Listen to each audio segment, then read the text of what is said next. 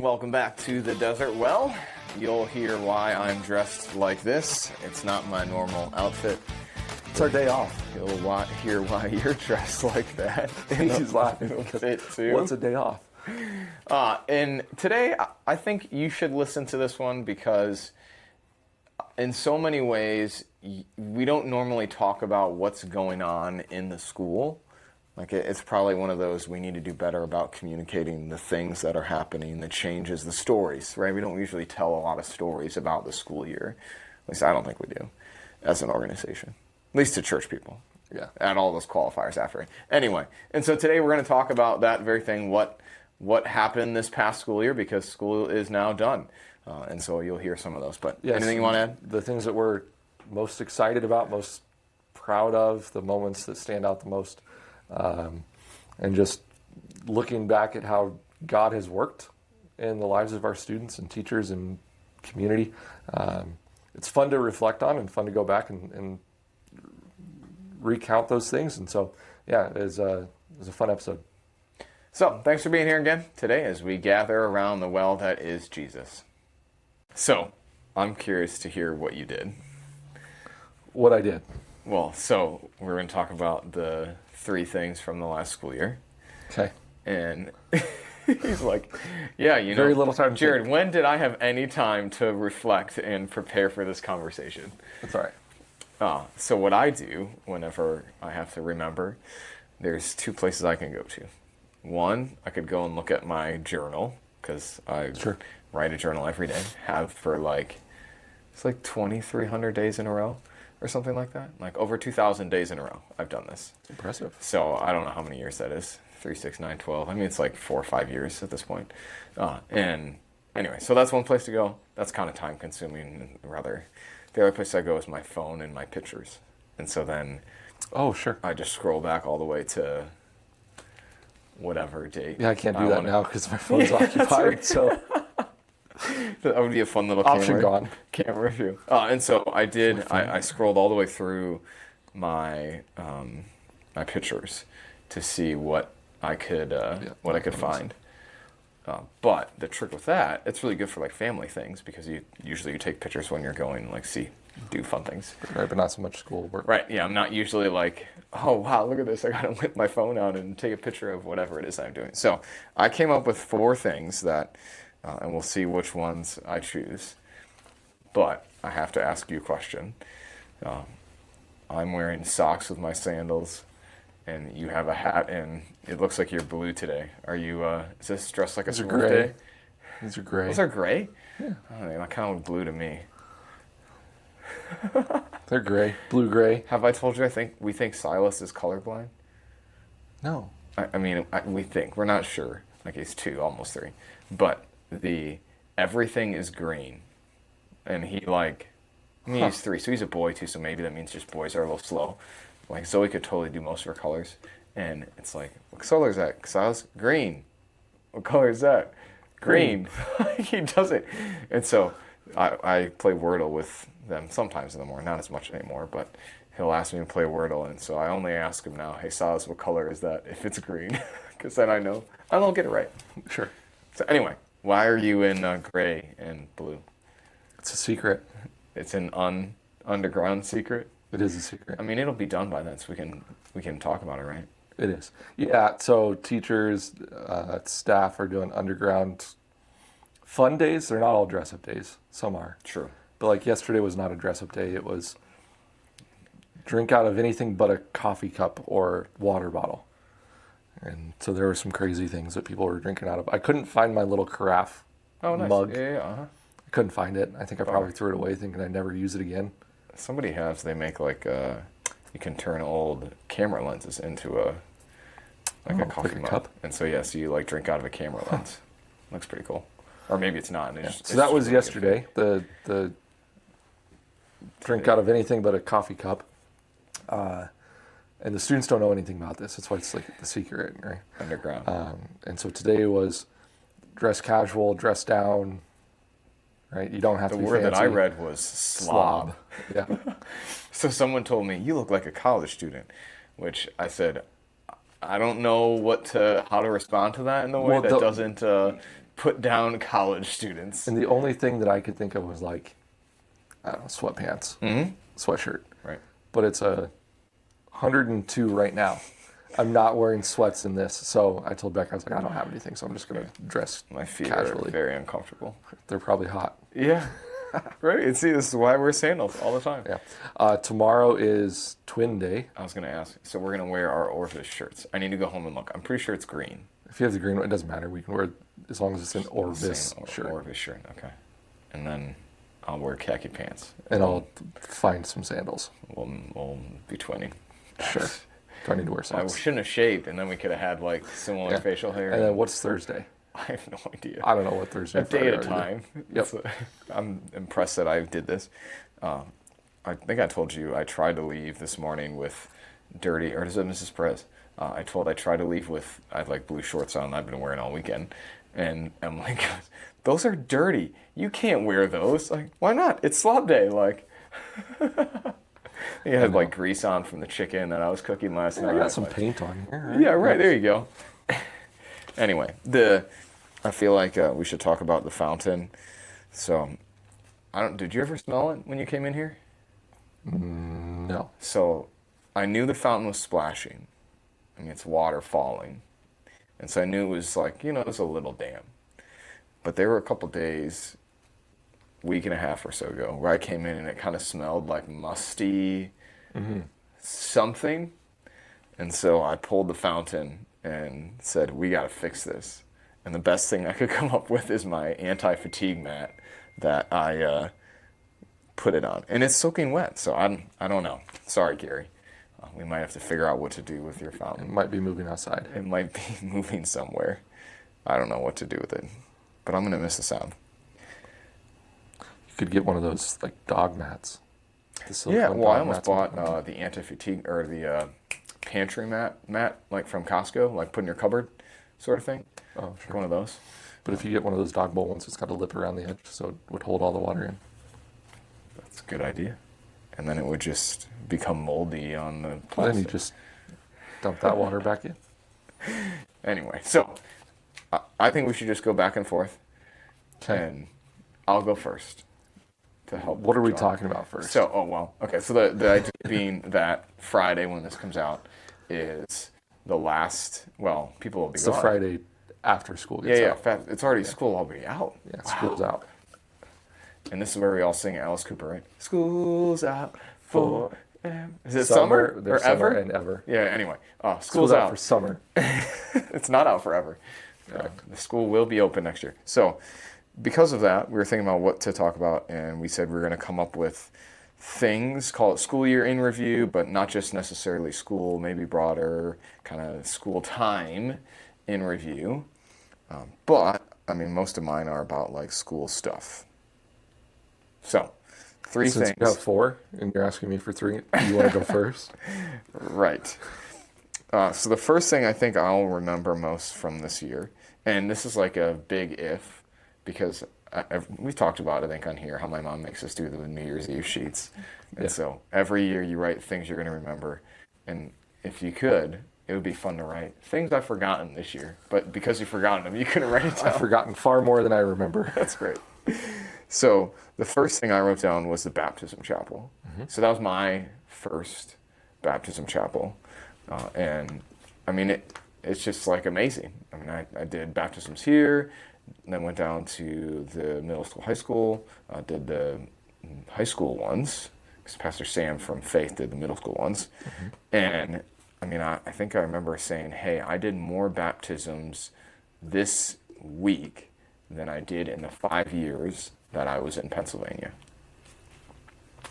It's cool, isn't it? It's bonkers. It's crazy wild. I mean, like just, I'm sure, I hope this is never the case, but it seems like one of those things that you could say, hey, this is true, and then you get used to it, like whatever, just casually doing 8 more baptisms today, no big deal, whatever. One year we had 19. Yeah, I can't even. And I think in the last 10 years, there was 1 year that we had like 30 something. That's just weird.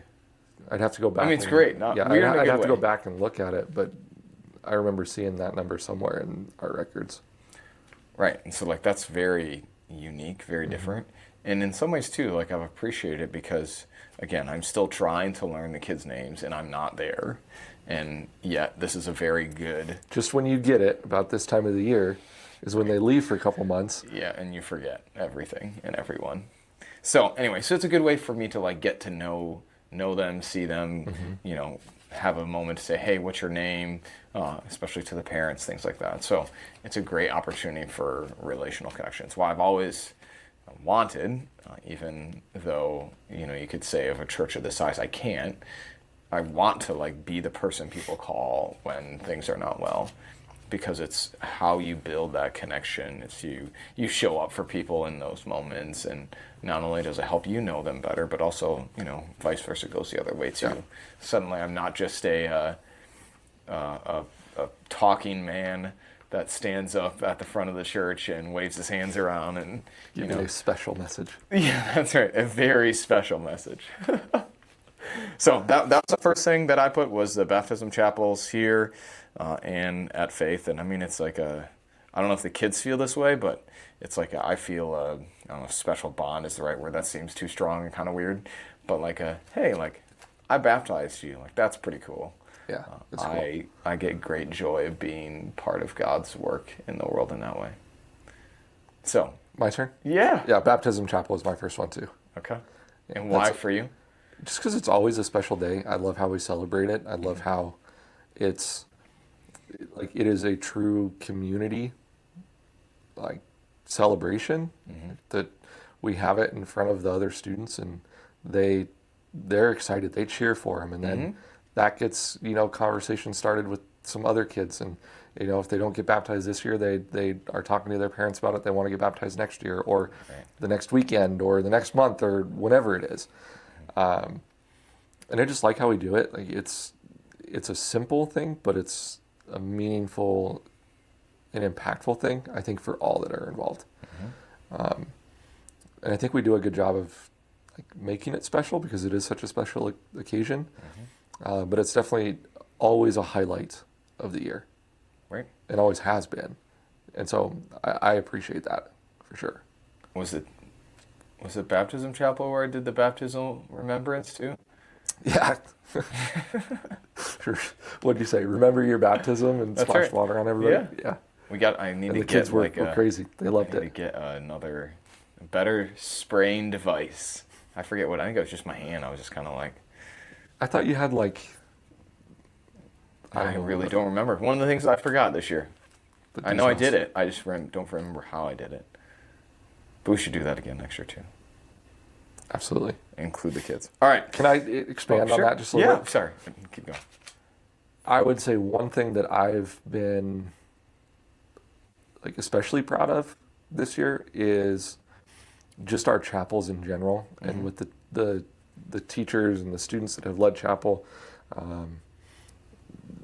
Like all of them did such a good job this year that, you know, I can still think back and take away one or two things from each of them, which is huge. And the students getting up there in front of their peers and in front of their parents and in front of people that they don't know, and public speaking and leading chapel and like doing it with such confidence. And then, of course, in chapel, every chapel when the kids sing, it's maybe one of the few times that you might catch a tear coming from my eyes. And so I appreciate that I can stand in the back and listen and meditate on, there you go, there's that word again, right? And meditate on, you know, the kids singing and just how open to the gospel they are and how open to worship they are. Sure. Like there's no judgment about singing in chapel. There's no judgment about doing the actions or anything. There's no shame. There might be some shame with fifth graders with some of the motions, or maybe some of the. I feel like they get to the phase of like this is now nostalgia for them. I think. Well, and we kind of challenge them though too. Like you are the leaders, and so the other kids are looking up to you. That's right. And so what you do, they're gonna mirror, right? And so, yeah, I would just say that I'm very proud of the teachers and the students and the job that they did leading chapel this year. And so then, can you guess what my second one is? I don't know where your mind goes sometimes. I have no idea. It's related to that. So Okay. my second one is it was Good Friday, and the kids singing "Reckless Love." Yeah. So I often, I mean, I also do love most chapels. They seem to sing really well, but there are sometimes when they sing It's a new song or something right. that they don't know. They Yeah. sing better, or like the music isn't loud enough, or whatever it is. But sometimes they really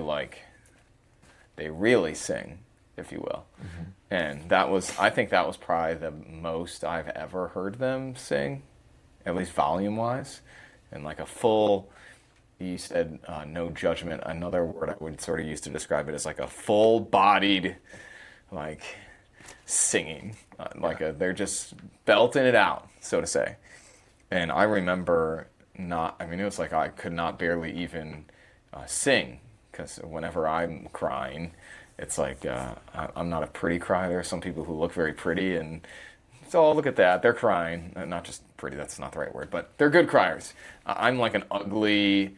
It's not. I get, my voice gets all weird. So I'm trying to like sing when this is happening, and it was very difficult. But nevertheless, a beautiful song, I think, especially on like a day like Good Friday.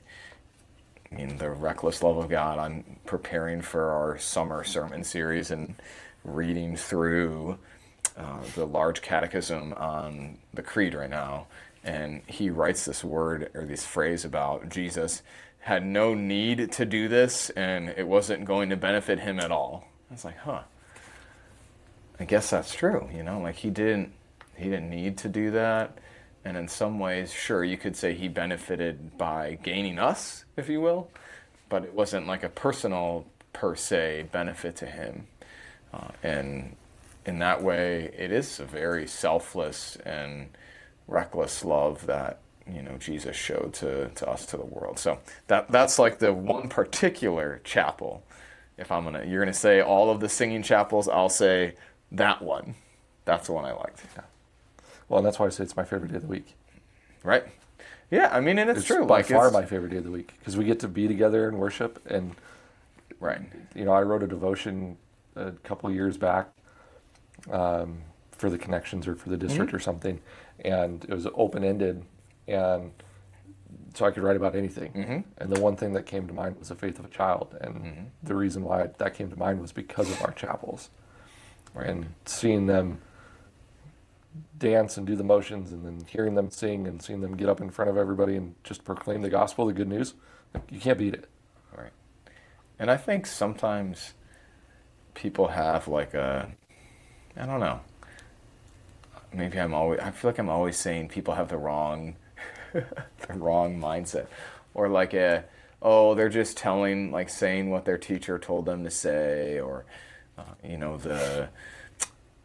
like a lot of times they'll do, I can like either share God's love, or I can share Jesus or something like that, and they'll fill in the blank, have them either write it out or draw a picture. And I think some people would say, oh, that's kind of like childish, but also, well, okay, you're going to love someone by helping your mom at home, like big whoop. But at the same time, like that's a child living out their vocation. It's an act of service. Calling. Right. It's God at work. Yeah.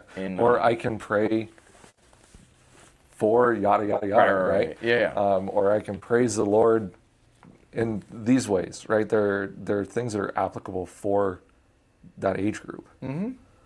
And if only we would see our normal day-to-day stuff as the work and things of God, like they do. It's not that it would make it necessarily easier, but it would certainly give frame to some of the challenges that we face in a different way. So, my turn again? What's your second one? Yeah.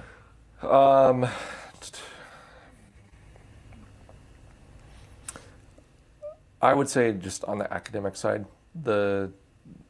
as a whole, our students have done very well this year with the map testing. So The- remind me, what is that again? So it's national standardized test. Okay. Is this the one that you take and it 3 times a year. adjust your questions depends on how you do? Yeah. So it either gets harder or gets easier, right? And we don't teach the test. We don't do any of that. Like we do it just simply so that we can. This is what I always tell parents when they come to visit or come to tour. We do it so that you guys have the data, so that we have the data, so that we can track their growth from the beginning of the year to the end of the year. We can use it to adjust like what we're doing. Sure. But most of the time our results are very positive, so it's more of an affirmation of what we're doing. And that leads into the other thing that I tell the parents is it's really a check on us as like a school, so the administration, teachers, from top to bottom, that we are doing not just what we are saying that we're doing. You're not a Christian daycare? But no, right. It's not just a school with Jesus sprinkled in it, right? It's top to bottom Christian school. We talk about Jesus in everything that we do, but on the same time, our kids are doing well academically. And even in the students who might not score as high, being able to go back through and look at the individual student data and watch the growth from the beginning of the year to the end of the year is huge. And so I've been meeting with the teachers for like the end of the year meetings, and one thing that every single one of them has said, one of the questions in the evaluation that we do is, what is something that has brought you the most joy? Or what energizes you the most? Sure. And every single one of them says, watching the students get it, like watching that light bulb click, helping a student get from not knowing a concept to fully understanding a concept.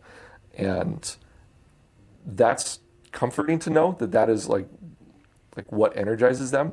So when they come to work, what are they doing? They want to see the kids learn. They want to see them progress. And so I think, do you feel like that answer would be the same at a different time in the year? Like that feels like a very end of the year answer to that question. I don't think so. Because I would say the vast majority of teachers, we go into education for the sake of kids, right? Sure, right. And so, but even more so, it's comforting to know that like that's not just the true for why they entered the profession, but that's true for why they maintain and continue to stay in the profession. Sure. And then when we talk about the flip side, what are your goals for the next year? Well, I want to make my lessons more creative and more engaging, or I want to, adjust our curriculum here because our students kind of struggled in this area, right? So it's those conversations and like the reflection that happens within the classroom that leads to the results that we see with our MAP tests. And by no means are we perfect. By no means are we where we want to be with any of that. But it's one of those things that you look back on and you're like, okay, our students, they learned something this year.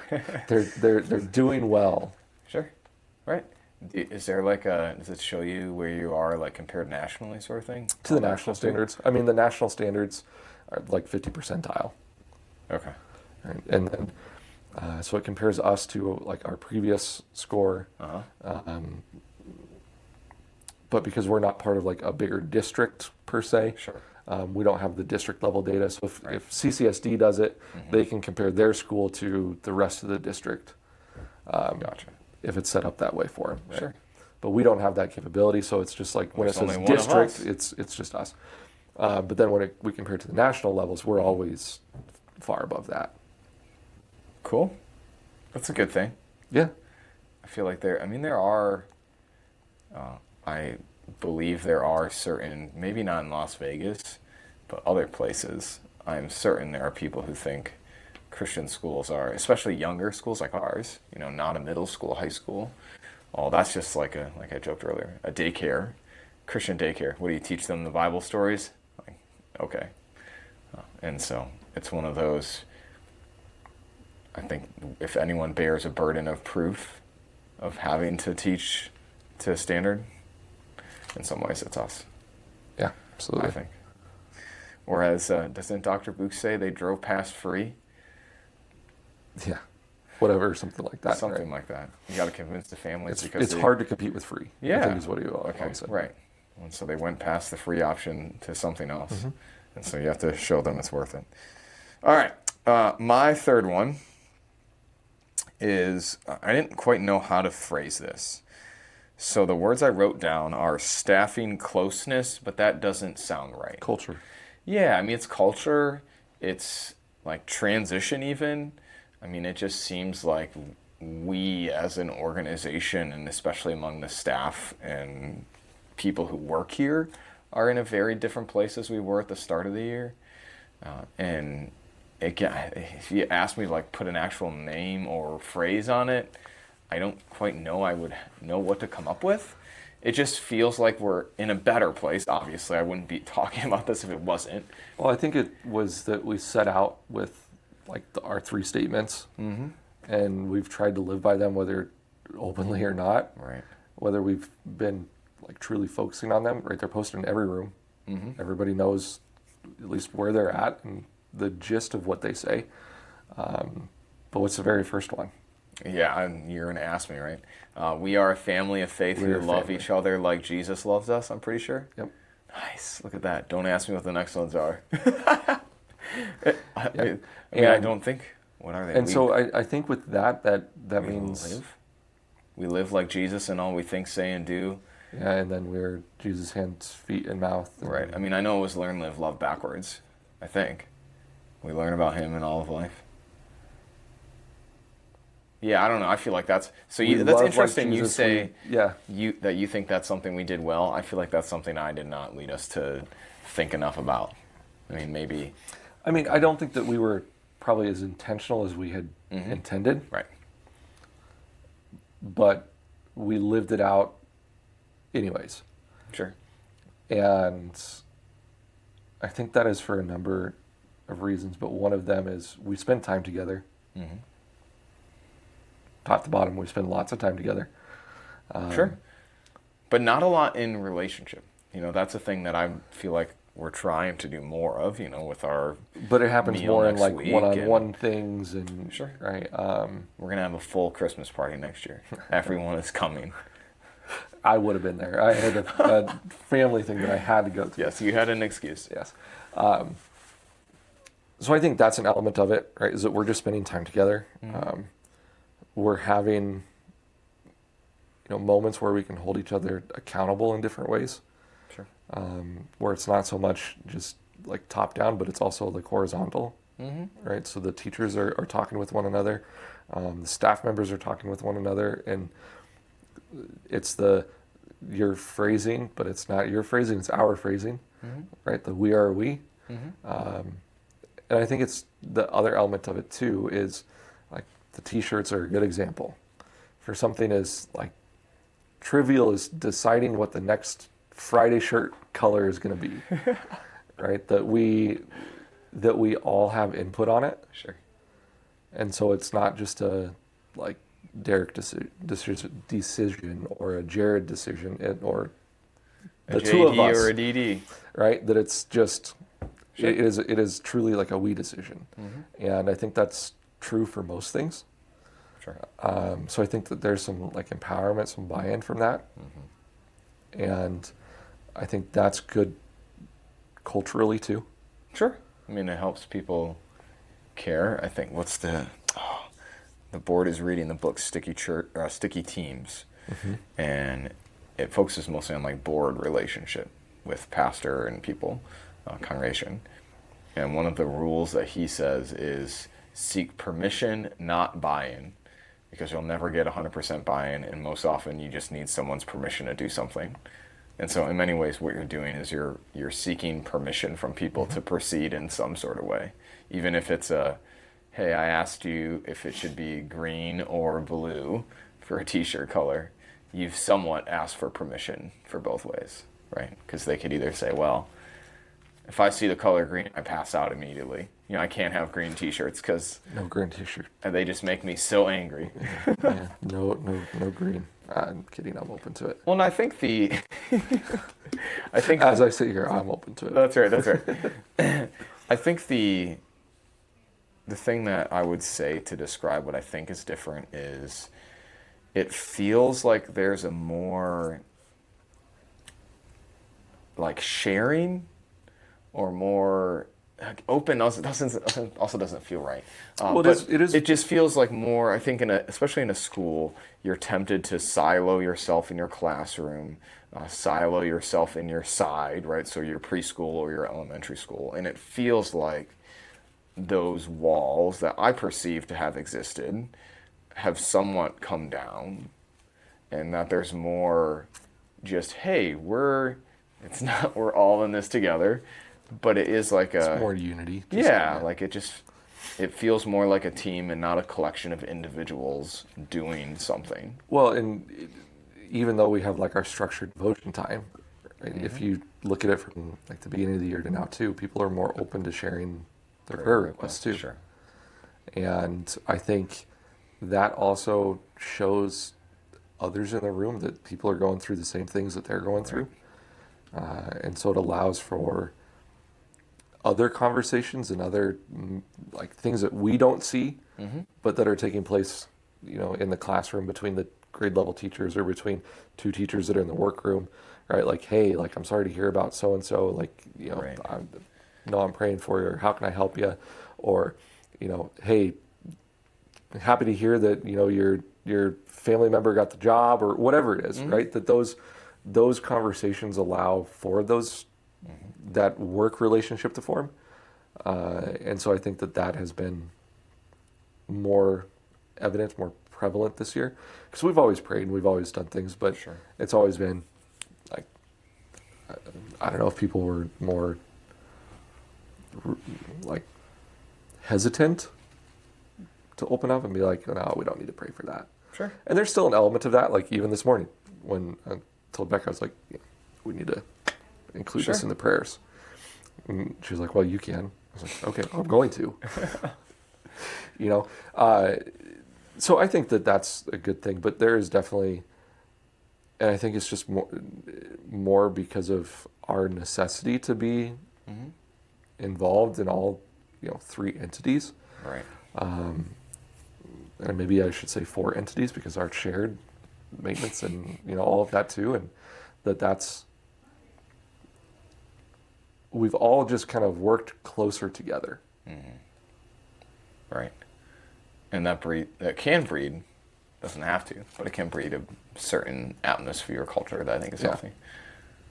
All right. What's your third one? Well, what if that was one of mine too? It can be. You don't have to make one up. An answer of, I don't really know if I can come up with one on So the other things that like are accomplishments are probably more on the back end that, systematically we're working on a lot of things. There have been a lot of, I think, positive changes with some of the things that, like, I don't necessarily need to give specifics, but things that we've been kind of initiating and then seeing play out and watching certain people step into different roles or positions or maybe things that are new, and seeing the people's willingness to accept the new, and not only accept it, but like kind of run with it and be excited about some of the things. So that's been good, which I think is another thing that it's a sign of healthy culture. That leads to like what we just talked about. Right.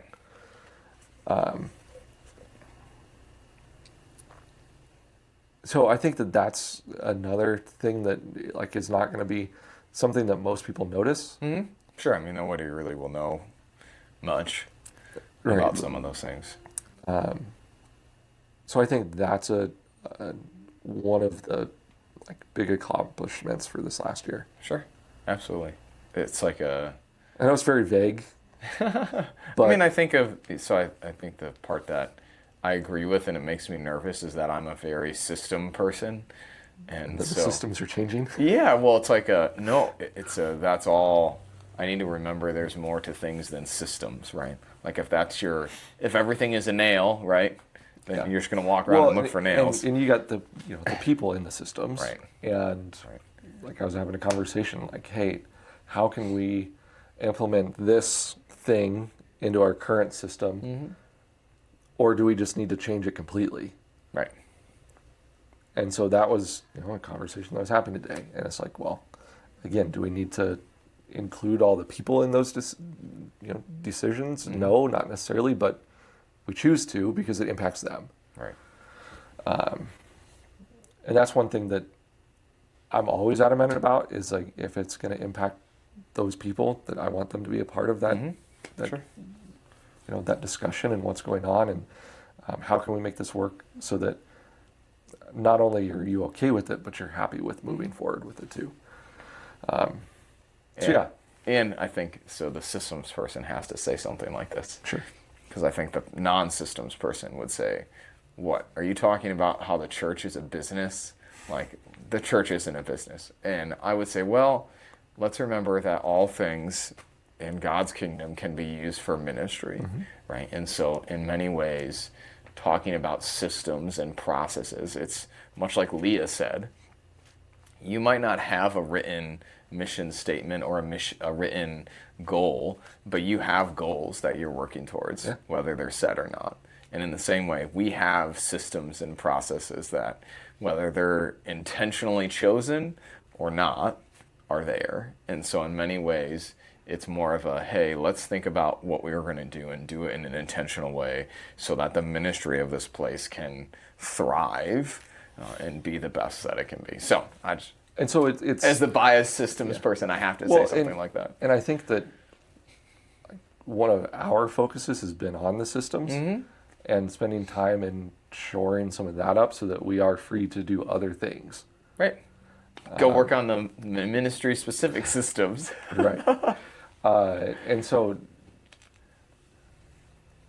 that's one thing that I would say has been a big accomplishment. Still a lot of work to do, but systems, you're never done. Right. It's going to constantly evaluating, constantly changing. Yep. All right. The last one I just wrote one word: students. I mean, again, it's probably a symptom of last year I came in March, and so that gave me you released the end of March, the 20th. It was 9 weeks. So yeah, I mean, I had 10 weeks or something like that. And so I didn't feel like they really knew who I was somewhat. Whereas this year it feels Pastor Sandals. Sure, right, as Tanya said last week. And this year, though, it just really felt like, again, whether it's relationship or just the kids feel like they can trust me in that sense. I don't know. It seemed like the thing. I'm feeling really lacking on my adjectives today, but that's okay. My wordsmithing button must be turned down a little bit. The way in which they change from the start of the year to the end of the year. It's hey, kids are constantly running up to me, trying to give me hugs, saying hello all the time. It's the greatest. Part of that is the culture of the place, right? It's not necessarily about me. It's just that's the environment we have here, that kids are loving, caring, respecting, all those sort of things. But there is a sense in which I do think you still have to actually earn that. It doesn't just come to you freely, so to say. And so I'm today, I've had a couple of opportunities. We're trying to figure out what summer schedule is because Zoe's supposed to be in summer camp lunch, and so we've been testing me eating lunch here, packing my lunch, and so I've been eating with kids in the cafeteria. We can go out to lunch this summer. There you go. That's things that we had talked about doing a long time ago. And today I went and ate lunch in Miss Tanya's room, and so it was just fun eating lunch with the observation we had was that parents of little kids care more about what they eat than elementary school kids, because the amount of little kids that had cut Healthy. up fruits and vegetables, and then you go over to the elementary school, it's give them all the processed stuff, whatever. They're not young anymore. They're old enough. They can handle it. It's just very stark contrast. Well, and I think I would be interested, that would be a good study to do. The difference between a first child, second child, third child, etc. Sure. Don't care about you, boy. Who eats healthier, the firstborns or the youngest? That's awesome. So it's been a great year. I mean, it's hard. It's just so hard to believe that it's already done. I don't. Well, and that's the thing that Do you feel that way too? Everybody has said, is that this year has flown by. All right. Any idea why? Well, I know for me personally, 'cause I've been so busy. But I think it's that, I mean, the saying is true that, when you're having fun, time flies. Sure. And there's, of course, elements where things are tough and things are hard and, you're kind of just struggling through the moments. But overall, I would say the year has been fun. Had some challenges, but That's always going to be the case, right? But in the sinful, broken world, you Yeah. betcha. I haven't taken a drink of my water. I feel like I need to take a drink of my water. need it all the time. But I think too, because we are in a location where the students, when they leave school, so many of them have different activities, are involved in so many things. The parents are involved in a lot of different things too, that it's not just your typical like wake up, go to work, come home, eat, relax, go to sleep. Sure. That it's more wake up, get the kids ready, feed them, take them to school. Oh, Right. we got all these appointments we got to go to, and then we have baseball or soccer or dance or taekwondo or whatever it is after school, and then we get home, we eat dinner, we sit down, we do homework, and that's bedtime. So I think it's that we live in a very fast-paced world, and so that just kind of naturally makes time go faster too. Sure. And it'll only get worse for you. Yep. Oh, I can't wait. But it's one of those, like, it's a good thing that I think people get tempted to think, oh, I just wish that I wasn't busy, or I wish that I could just had relax, more time for myself, or, fill in the blank. And again, it comes back to that idea of like, these are the things of God, right? The eternal purpose sort of stuff. Like when you believe that God works through ordinary means and ordinary people like you and me, there's a throwback from a couple episodes, like then those things are not just, mundane, they're actually God at work through you, and that's good news. Well, and it's people in our community investing in what they care about. Mm-hmm. And they care about their children. We care about their children. Right. And so we're all investing in them differently, right? With our teachers, they're pouring out their days from 7:30 to 3:30 every single day, but then it extends beyond that to what they're doing at home, grading, planning, etc. Right? They're pouring into what they do for the benefit of the kids. The parents, on the other side, they're investing by sending them here. But then they're also taking them to the different activities and investing in, them being well-rounded individuals too. And so, yeah, it's a good partnership, and I think that is another reason too why it's been such a fun, fast year, is seeing those partnerships and relationships grow too. Absolutely. It's been a good one. I wonder what next year will bring. God knows. It does. And I guess we'll find out. That we will.